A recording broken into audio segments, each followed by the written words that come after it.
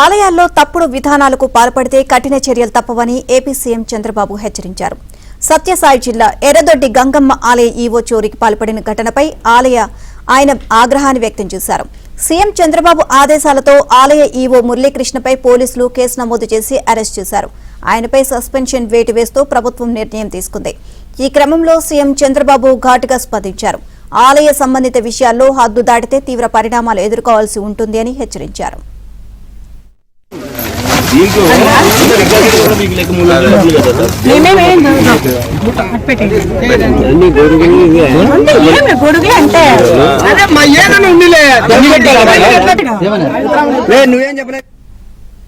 ఎర్రదొడ్డి గంగమ్మ గుడి ఈవో మురళీకృష్ణ చేతివాటం ప్రదర్శించారు. అమ్మవారికి భక్తులు సమర్పించిన వెండి వస్తువులు, చీరలు, ఇతర విలువైన వస్తువులను తీసుకువెళ్తుండగా భక్తులు అడ్డుకొని నిలదీశారు.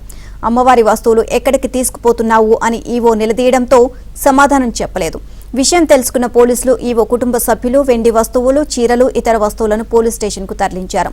ఆలయ ఈవో వ్యవహార శైలిపై స్థానికులు ఆగ్రహాన్ని వ్యక్తం చేస్తున్నారు.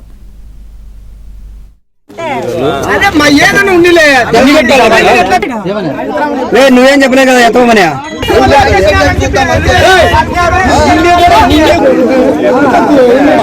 ఎర్రదొడ్డి గంగమ్మ ఆలయంలో మురళీకృష్ణ ఈవోగా పనిచేస్తున్నాడు. నిన్న సుమారు 11 గంటల సమయంలో ఆలయం నుంచి వెండి అమ్మవారికి భక్తులు సమర్పించిన వెండి ఆభరణాలు మరియు చీరలు కూడా ఒక ఆటోలో తీసుకొని పోతుండగా రాబడిన సమాచారం మేరకు అతన్ని అదుపులోకి తీసుకోవడం జరిగింది. అతనికి ఏ ఉన్నతాధికారి కూడా ఆలయంలో ఆభరణాలు తీసుకుపోవాలని చెప్పలేదు.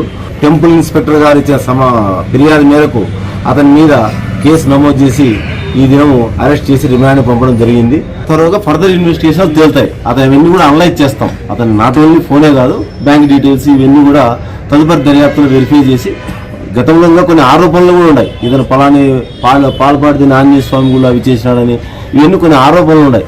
అవి ఆరోపణలు కానీ రుజువు అయితే వాటి మీద కూడా చర్య తీసుకుంటాం.